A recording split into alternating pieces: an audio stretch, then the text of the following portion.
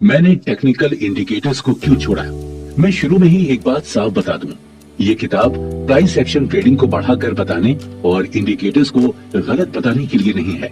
ये सिर्फ price action trading के बारे में गहराई से बताने के लिए है, जो प्राइस वॉल्यूम रिलेशनशिप को देखने की यूनिक सोच है और कैसे हम इससे फुल टाइम ट्रेडिंग शुरू कर सकते हैं। मेरा एक अजीब दोस्त था जिसने अपनी जिंदगी और प्रोफेशन में बहुत ही अनोखी चीजें की हैं। वो इंजीनियरिंग में मेरे साथ पढ़ता था और मैं उसे 20 सालों से जानता था। वो कॉलेज के दिनों में लापता हो जाता था, हॉलिडेज पर काम करता था और फिर अचानक एग्जाम से एक दिन पहले वापस आकर अपने खास दोस्तों से उस सब्जेक्ट के नोट्स की भीख मांगता था। लेकिन फिर भी वो सभी सेमेस्टर्स में टॉप 5 में जगह बना लेता था। मेरे दोस्त ने कैंपस प्लेसमेंट के सभी ऑफर छोड़ दिए। इसके बजाय उसने पूरे भारत में ट्रेन से घूमने का फैसला किया। अगले 3 महीने उसने भारत के कई शहरों की यात्रा की। जब वो वापस आया तब हम में से लगभग सभी ने किसी न किसी आईटी कंपनी में जॉब करना शुरू कर दिया था। ट्रेडिशनल रूट से शुरू करने के बजाय उसने बीपीओ के कॉल सेंटर से जॉब करना शुरू किया। 2 साल तक बीपीओ कॉल सेंटर में रात की नौकरी के बाद वो आईटी में जॉब करना चाहता था। हम सबने उसे मना किया और कहा कि आईटी में जाने के लिए अब बहुत देर हो चुकी है। पर उसे एक छोटी आईटी कंपनी में डेवलपमेंट का रोल मिल गया। शुरू में उसे इंटरव्यू में रिजेक्ट कर दिया गया था, लेकिन उसने इंटरव्यू पैनल से 2 सवाल पूछे थे। मुझे कॉल सेंटर का कोई एक्सपीरियंस नहीं था, लेकिन फिर भी मुझे अपनी प्रेजेंट कंपनी में employee of the year award मिला। इसलिए आप इतने यकीन से कैसे कह सकते हैं कि मैं यहाँ आईटी में परफॉर्म नहीं करूंगा? 2, आप मेरी एबिलिटी का टेस्ट लिए बिना मेरा कैंडिडेचर कैसे रिजेक्ट कर सकते हैं? प्लीज मुझे 3 महीने की अपॉर्चुनिटी दें और मुझे कोई सैलरी नहीं दें। अगर मैं 3 महीने के भीतर अच्छा परफॉर्म करता हूँ तो मुझे ऑफर दें, वरना मुझे बाहर निकाल दें। फिर उसे ये काम मिल गया। उसने वहाँ 3 साल काम किया और जब वो आगे बढ़ने के लिए तैयार था तो कंपनी ने उसे बनाए रखने के लिए कुछ प्रेजेंट ऑफर किया। उसने ऑफर मना कर दिया और आगे बढ़ गया। वो अभी भी मेरे कॉन्टेक्ट में है, लेकिन वो अपने प्रोफेशन के बारे में कुछ भी नहीं बताता है। वो कई सालों से यूएस में है और हमारे दोस्तों के बीच ये रूमर है कि वो यूएस गवर्नमेंट के लिए सीक्रेट प्रोजेक्ट पर काम कर रहा है, जैसा उसने इंडिया में आधार प्रोजेक्ट पर काम किया था। उसकी क्वालिटीज को समझाने के लिए मुझे एक अलग किताब लिखनी पड़ेगी, लेकिन शॉर्ट में उसने अपनी पूरी लाइफ में एडवेंचरस और क्रेजी फैसले लिए। उन सभी में सिर्फ एक को छोड़कर वो विनर बनकर निकला। वो एक्सेप्शन शेयर बाजार का है और उस घटना ने मुझे ट्रेडिंग को सीरियस नोट पर लेने के लिए कहा। तब तक मैं मार्केट के लिए सीरियस नहीं था। मैं कुछ शेयर खरीदता और बेचता था, लेकिन ट्रेडिंग को करियर के रूप में अपनाने के लिए कभी नहीं सोचा था। Image while upper circuit today, वो मंडे 18 मई 2009 था। उस दिन निफ्टी ने अपर सर्किट छुआ। ये सभी ट्रेडर्स के लिए इम्पोर्टेंट और शॉकिंग एक्सपीरियंस था। सभी ट्रेडर्स को बड़ी गिरावट की उम्मीद थी, क्योंकि सभी सोचा था कि किसी भी ग्रुप को यूनियन इलेक्शंस में मेजोरिटी नहीं मिलेगी। लेकिन सैटरडे को इलेक्शन रिजल्ट आए और यूपीए ग्रुप को मेजोरिटी मिली। लोगों को आगे और गिरावट की उम्मीद थी, क्योंकि बहुत लोगों ने सोचा कि यूपीए ग्रुप मार्केट के लिए फेवरेबल नहीं है। ये मेरा व्यू नहीं था, लेकिन यही मैंने उन दिनों बहुत से लोगों से सुना था। मेरे दोस्त का भी ऐसे ही व्यू था और इसलिए उसने निफ्टी में शॉर्ट पोजीशन में मार्जिन का यूज करते हुए बहुत खरीदारी की। उन दिनों मार्जिन रूल बहुत स्ट्रिक्ट नहीं थे, लेकिन 18 मई 2009 को सबको सरप्राइज करते हुए निफ्टी पॉजिटिव खुला और कुछ ही मिनटों में वो अपर सर्किट पर पहुंच गया। मुझे इस मूव पर विश्वास नहीं हो रहा था और मैं ये गिन ही नहीं पाया कि मेरे दोस्त ने कितना पैसा खो दिया था। मैंने उसे फोन करने की कोशिश की, लेकिन उसने कोई रिस्पॉन्स नहीं दिया। 1 हफ्ते के बाद वो दिखाई दिया और उसने बताया कि उसने कितना पैसा कमाया था। ये एक बड़ा अमाउंट था, कम से कम उन लोगों के लिए जिन लोगों ने सिर्फ 3-4 साल पहले अपना करियर शुरू किया था। तब तक मैं एक हैप्पी सोल था। मैं अपने ऑफिस में ठीक ठाक काम करता था, जिम में इंटेंस सेशन पसंद करता था और हर वीकेंड पर ट्रिप्स एंजॉय करता था। लेकिन इस इंसिडेंट ने मुझे परेशान कर दिया और मेरे दिल में पहली बार एक बड़ा सवाल उठा। मैं सीरियस हो गया और साथ ही मार्केट के बारे में बहुत क्यूरियस भी हो गया। मैं ना ही इंडिकेटर से नफरत करता हूँ और ना ही उसके अगेंस्ट हूँ। मुझे डिफरेंट मार्केट कंडीशंस में उनके बिहेवियर की स्टडी करने में मजा आता है। इंडिकेटर्स बिगनर्स की मदद करते हैं क्योंकि वो उनकी ट्रेडिंग में कुछ डिसिप्लिन लाते हैं, वरना वो 1-2 दिनों में ही बहुत सारा ट्रेड कर देंगे और अपना सारा पैसा खो देंगे। इसके अलावा ये एल्गो ट्रेडर को अपने ट्रेडिंग सिस्टम में कुछ रूल बनाने में मदद करते हैं, लेकिन मैं उनमें से किसी को भी अपनी ट्रेडिंग में यूज नहीं करता क्योंकि वो मेरे लिए जरूरी नहीं है। मैंने कुछ सक्सेसफुल ट्रेडर्स को देखा है जो सिर्फ प्राइस एक्शन ट्रेडिंग का यूज करते हैं। मैंने कुछ ऐसे सक्सेसफुल ट्रेडर को भी देखा है जो अपनी ट्रेडिंग सिस्टम में सिर्फ 1-2 इंडिकेटर का यूज करते हैं। लेकिन मैंने ऐसे कई ट्रेडर्स को देखा है जो नेकेड प्राइस एक्शन ट्रेडिंग से भी और इंडिकेटर से भी मनी लॉस कर देते हैं। इसलिए प्राइस एक्शन ट्रेडिंग और इंडिकेटर्स पर डिबेट करना समय की बर्बादी है। मेरा सजेशन है जो आपकी पर्सनैलिटी को सूट करता है उसे चुन लें। ये किताब प्राइस एक्शन ट्रेडिंग के बारे में डिटेल में जानकारी देती है और उस रूट पर चलने की समझ देती है। आगे वो रीजंस दिए गए हैं जिनकी वजह से मैंने टेक्निकल इंडिकेटर्स छोड़ दिए। इंडिकेटर्स प्राइस डिक्टेट नहीं करते। मुझे लोगों के लिए दुख होता है जब वो इस तरह के क्वेश्चंस लेकर आते हैं। XYZ स्टॉक के लिए RSI 30 पर है जो एक ओवरसोल्ड जोन है। क्या मैं अब XYZ खरीद सकता हूँ? या ABCD स्टॉक 200 DMA पर है इसलिए ये गिर नहीं सकता है। क्या मैं कुछ पोजीशन इकट्ठा कर सकता हूँ? उनका सवाल ही उनकी अनडिसाइडनेस की ओर इशारा करता है। वो प्राइस के शॉर्ट मूवमेंट को बताते हैं, चाहे कारण RSI या DMA लेवल्स हो, लेकिन वो उसे खरीदने के लिए सजेशंस भी ढूंढ रहे हैं जो कि अजीब है ना? प्राइस न जानता है न परवाह करता है कि RSI ओवरसोल्ड जोन में है या 200 DMA के करीब है। ये एफिशिएंटली वही करता है जो उसे करना है। अगर प्राइस और गिरता है तो RSI लेवल भी और गिर जाएगा, लेकिन धीमे रेट से, और मूविंग एवरेज धीरे से नीचे गिरना शुरू हो जाएगा।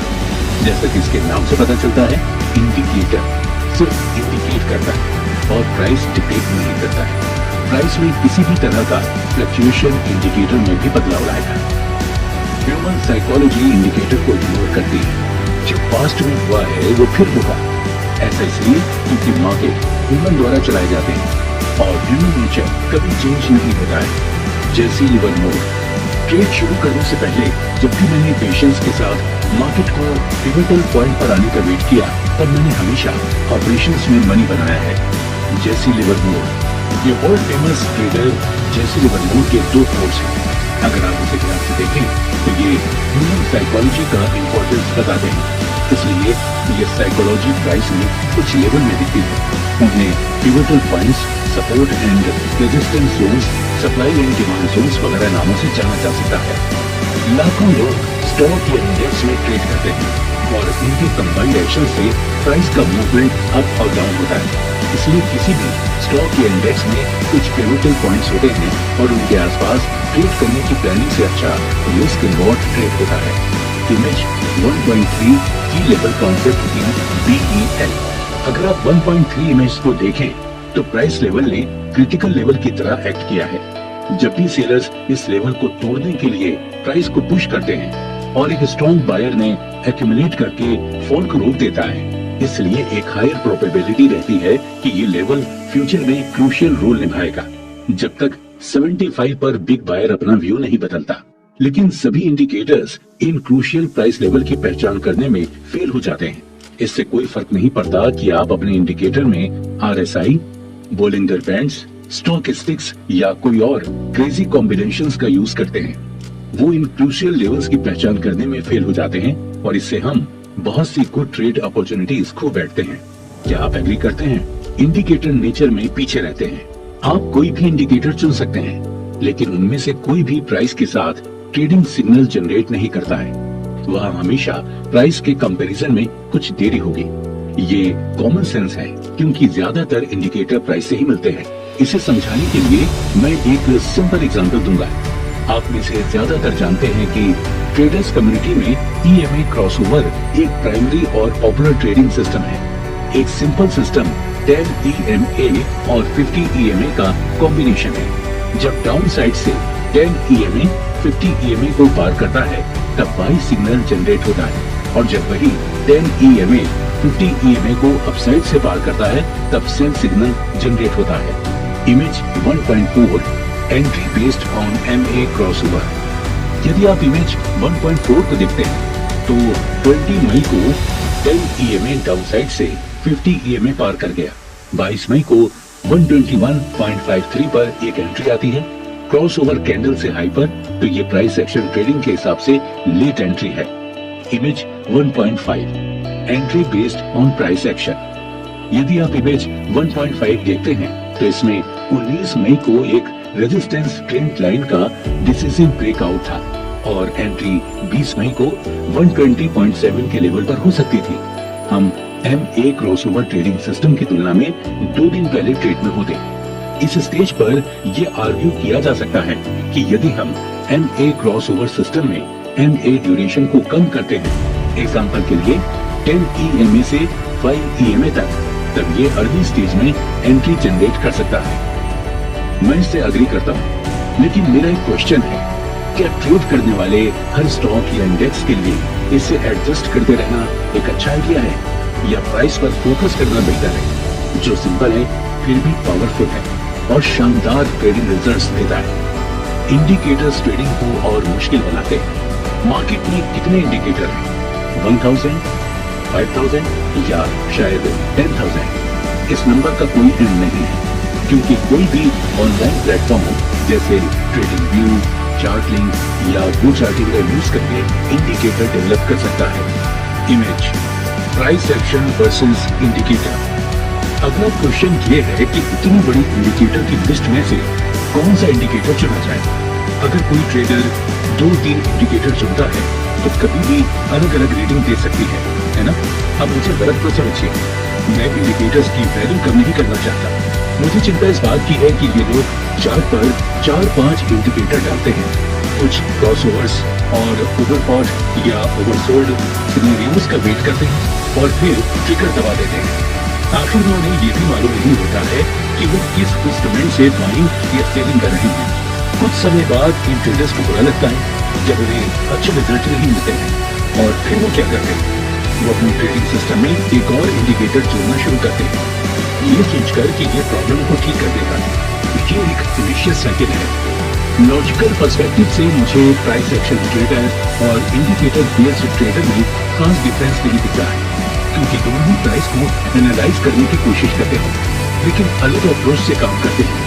देखिए, मैं समझाता हूँ। एक प्राइस एक्शन ट्रेडर प्राइस को डायरेक्टली स्टडी करता है। ज्यादातर इंडिकेटर प्राइस से ड्राइव होते हैं। एक इंडिकेटर ट्रेडर भी प्राइस स्टडी करता है, लेकिन वो इनडायरेक्ट तरीके से करता है। क्या आपको नहीं लगता कि प्राइस को डायरेक्ट पढ़ना बेहतर है, बजाय इसके कि उसी प्राइस को कई इंडिकेटर डालकर जांचें? मैं चॉइस आप पर छोड़ता हूं। प्राइस एक्शन ट्रेडिंग का एक क्विक इंट्रो। प्राइस एक्शन क्या है? प्राइस एक्शन का मतलब है किसी मार्केट में दिए गए स्टॉक या इंडेक्स की कीमत में उतार चढ़ाव। कोई भी ट्रेडिंग दिन में खुलने से बंद होने तक प्राइस बदलती रहती है। ये वेरिएशन और कुछ नहीं, बस प्राइस एक्शन है।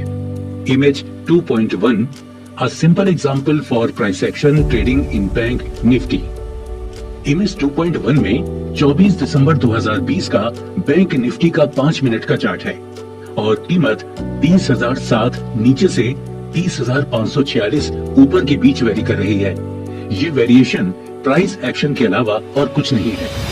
What is price action trading? Price action trading एक ऐसा ट्रेडिंग कॉन्सेप्ट है जिसमें एक ट्रेडर चार्ट पढ़ता है और कीमत के मूवमेंट के आधार पर खुद के ट्रेडिंग फैसले लेता है, बजाय इसके कि वो टेक्निकल इंडिकेटर्स या किसी और फैक्टर पर भरोसा करे। सीधे शब्दों में, ट्रेडिंग से जुड़े फैसले लेने के लिए ट्रेडर सिर्फ प्राइस और वॉल्यूम का यूज करते हैं। Image 2.2 price action trading example in Nifty. अगर इमेज 2.2 को देखते हैं तो ट्रेडिंग के फैसले लेने के लिए केवल एक प्राइस चार्ट का यूज किया गया है। ट्रेड का प्लान बनाने के लिए ट्रेडर प्राइस चार्ट के साथ वॉल्यूम की इंफॉर्मेशन भी यूज कर सकते हैं। ये प्राइस एक्शन ट्रेडिंग के अलावा कुछ नहीं है। ट्रेडिंग के 3 जरूरी पार्ट्स हैं, इसी ऑर्डर में। 1 प्राइस, ये सभी अपॉर्चुनिटीज का एडवर्टाइज करता है। 2 टाइम, ये सभी अवसरों को रेगुलेट करता है। 3 वॉल्यूम, ये सभी दिखाई गई अपॉर्चुनिटीज की कामयाबी या फेलियर को नापता है। वॉल्यूम जरूरी है क्योंकि 80% ट्रेडिंग वॉल्यूम 20% बड़े प्लेयर ही देते हैं, इसलिए प्राइस और वॉल्यूम की जानकारी पोजिशनल ट्रेडिंग, BTST ट्रेडिंग और लॉन्ग टर्म ट्रेडिंग में सक्सेसफुल होने के लिए काफी है। अगर किसी को शॉर्ट टर्म ट्रेडिंग जैसे इंट्राडे ट्रेडिंग या स्काल्पिंग में इंटरेस्ट है तो टाइम पैरामीटर में सक्सेस हासिल करनी होगी। मैंने इस टॉपिक को चैप्टर 5 में डिटेल में शामिल किया है। प्राइस एक्शन ट्रेडिंग को कैसे यूज करें। ट्रेडर्स को प्राइस एक्शन ट्रेडिंग का सही आइडिया पाने के लिए कुछ समय देने की जरूरत है, क्योंकि ये और इंडिकेटर्स जैसे किसी भी तरह का बाई और सेल सिग्नल नहीं क्रिएट करता है। इसमें 3 स्टेप्स शामिल हैं। 1. Drawing trend lines, pivot points, supply demand zones, round numbers वगैरह में से किसी एक मेथड का यूज करके की प्राइस लेवल को पहचानें। 2. बिजनेस के लिए की प्राइस लेवल पर कैंडलस्टिक पैटर्न के हिसाब से या एक्सपर्ट के लिए रॉ प्राइस एक्शन के आइडिया के हिसाब से एंट्री का प्लान बनाना। 3. स्टेप 2 की तरह की प्राइस लेवल पर कैंडलस्टिक पैटर्न या रॉ प्राइस एक्शन के हिसाब से एग्जिट प्लान करना। Image price action trading. जब एक शूटर के लिए लेफ्ट राइट बन गया। कैरोली टेकेक्स बुडापेस्ट में पैदा हुआ था और हंगरी की आर्मी में काम कर रहा था। बचपन से ही उसका इंटरेस्ट केवल एक ही स्पोर्ट शूटिंग में था। लाइफ में उसका मेन इंटरेस्ट अपने देश के लिए ओलंपिक गोल्ड मेडल जीतना था। 1936 तक वो एक वर्ल्ड क्लास शूटर बन गया था, लेकिन उसे 1936 के समर ओलंपिक्स में भाग लेने का मौका नहीं मिला, क्योंकि वो एक सार्जेंट था और सिर्फ कमीशन ऑफिसर्स को ओलंपिक्स गेम्स में कॉम्पीट करने की परमिशन थी। टेकेक्स ने उम्मीद नहीं खोली और वो अपने पसंदीदा खेल की प्रैक्टिस करता रहा। उसकी किस्मत से 1936 के समर ओलंपिक्स के बाद हंगरी की आर्मी ने नॉन ऑफिसर्स पर लगे इस रिस्ट्रिक्शन को हटा दिया और इसलिए वो 1940 के टोक्यो ओलंपिक्स में पार्टिसिपेट कर सकता था। इसलिए उन्होंने इस बार और भी मेहनत से प्रैक्टिस करना शुरू कर दिया। वो हर दिन कई घंटे अपनी शूटिंग की प्रैक्टिस में लगाता था, लेकिन लाइफ ने उसके लिए कुछ और प्लान किया हुआ था। 1938 में एक मिलिट्री ड्रिल के दौरान एक ग्रेनेड उसके हाथ में फट गया और उसने अपनी आधी फॉर आर्म खो दी। क्या आप अब उसके हालात के बारे में सोच सकते हैं? उसके सारे सपने टूट गए। वो 1 महीने से ज्यादा समय हॉस्पिटल में था। जब वो वापस घर आया तब भी उसने प्रैक्टिस नहीं छोड़ी। उसने सब कुछ शुरुआत से किया, लेकिन इस बार अपने लेफ्ट हाथ का यूज किया। खाने और सोने के अलावा उसने अपना ज्यादातर समय प्रैक्टिस में बिताया। अपने लेफ्ट हैंड से कुछ महीनों की ट्रेनिंग के बाद वो 1939 में हंगेरियन नेशनल चैंपियनशिप में उतरा। बाकी सभी शूटर्स ने मान लिया कि वो कंपटीशन देखने आया है और अपनी सिंपैथी दिखाई, लेकिन उसने कहा, मैं यहाँ आपकी सिंपैथी के लिए नहीं आया हूँ, मैं यहाँ आप सभी के साथ कॉम्पीट करने के लिए आया हूँ। उसने मुकाबले में पहली जगह बनाई और सबको सरप्राइज करते हुए वो अगले ओलंपिक्स के लिए ऑटोमेटिकली एलिजिबल हो गया। एक बार फिर लाइफ में उसके लिए और प्लान थे। सेकेंड वर्ल्ड वॉर के शुरू होने के कारण 1940 और 1944 दोनों ओलंपिक्स रद्द हो गए थे। 1944 में उसकी आयु 34 वर्ष थी। ज्यादातर ओलंपिक्स खिलाड़ियों के लिए रिटायर होने की उम्र 30 होती है। वो आज भी है। हैरानी की बात यह है कि टेकेक्स ने अपनी ट्रेनिंग नहीं छोड़ी और एक बार फिर वो 1948 के लंदन ओलंपिक के लिए एलिजिबल था। उस समय वो 38 साल का था। सालों के दौरान Carlos Enrique world record holder था और उसने टेकेक्स से पूछा कि वो यहाँ लंदन में क्यों है। इस क्वेश्चन के लिए टेकेक्स का जवाब सीधा और साफ था, मैं यहाँ सीखने के लिए हूँ। उसके आगे जो हुआ उसे इतिहास की किताबों में सुनहरे अल्फाज में लिखा जाना चाहिए। टेकेक्स ने न सिर्फ गोल्ड मेडल जीता, बल्कि उसने 10 पॉइंट से वर्ल्ड रिकॉर्ड भी बेहतर किया।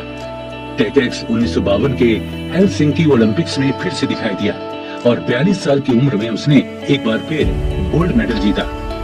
कार्लोस, जो कि उसका कॉम्पिटिटर था और पिछले वर्ल्ड रिकॉर्ड होल्डर था, उसने उसकी प्रशंसा की और कहा, तुमने बहुत कुछ सीखा है, अब ये मुझे सिखाने का समय है। अब उन सभी ट्रेडर्स के लिए जिन्हें ट्रेडिंग में नुकसान हुआ है, उनके लिए इस स्टोरी से 2 सीख मिलती हैं। 1, जीवन में फेलियर नाम की कोई चीज नहीं होती। मुश्किल हालात हमारे कैरेक्टर का टेस्ट लेते हैं। तो अगर आपने ट्रेडिंग में पैसा खो दिया है तो उसे एक्सेप्ट कर लें। अगर आप इसे नहीं एक्सेप्ट करते हैं तो आपका मन सीखने के लिए खुला नहीं होगा। नुकसान खेल का हिस्सा है और हमें बिजनेस में दोबारा वही गलतियां नहीं करनी चाहिए। 2, आपने पैसा खो दिया है क्योंकि आप एक ट्रेडिंग कॉन्सेप्ट के साथ परसिस्टेंट एफर्ट दिखाने में फेल हुए हैं।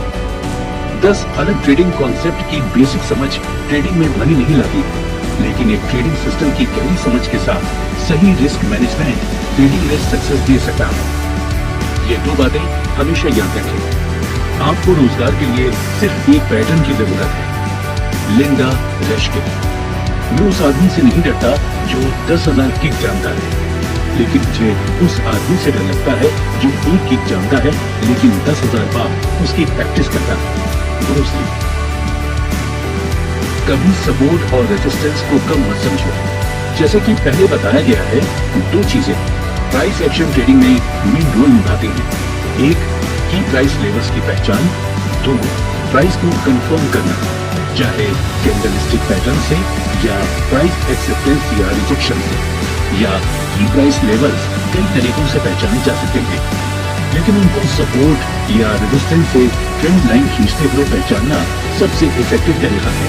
कई trader support and resistance concept को बेसिक ट्रेडिंग कॉन्सेप्ट मानते हैं और इसलिए वो कुछ कॉम्प्लिकेटेड एनालिसिस की तलाश करते हैं, लेकिन सारी चीजें लाइफ के साथ साथ ट्रेडिंग में भी कमाल कर सकती हैं।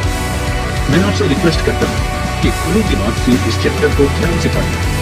मैं आपसे वादा करता हूँ कि सपोर्ट एंड रेजिस्टेंस के बारे में आपके आइडियाज और अंडरस्टैंडिंग हमेशा के लिए बदल जाएंगे। एक ट्रेडर जो इंडिकेटर का यूज करता है, उसके पास ट्रेड को प्लान करने का इंडिकेटर का रेफरेंस लेवल होगा।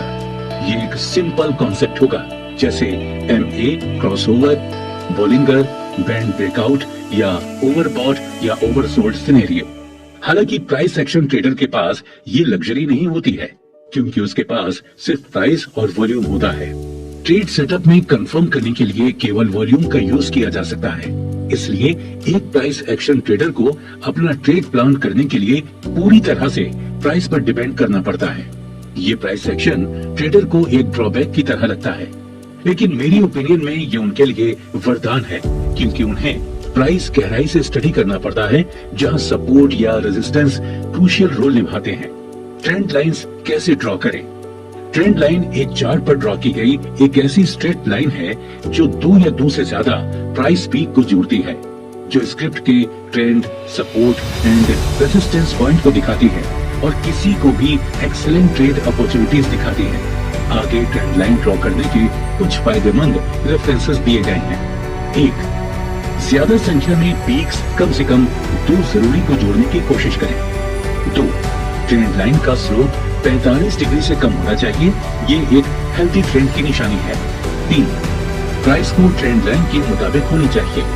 Image 3.1, a valid trend line example in TCS। ये इमेज वैलिड ट्रेंड लाइन का एग्जांपल दिखाती है।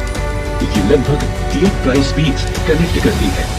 ट्रेंड लाइन का slope WRT imaginary horizontal line 45 degree से कम है और प्राइस शुरू से आखिर तक ट्रेंड लाइन के मुताबिक है। Image 3.2, N invalid trend line example इन USD JPY।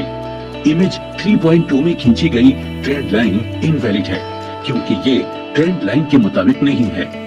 ट्रेंड लाइन की पावर कम हो जाती है जब प्राइस बीच में इसको छोड़ दे।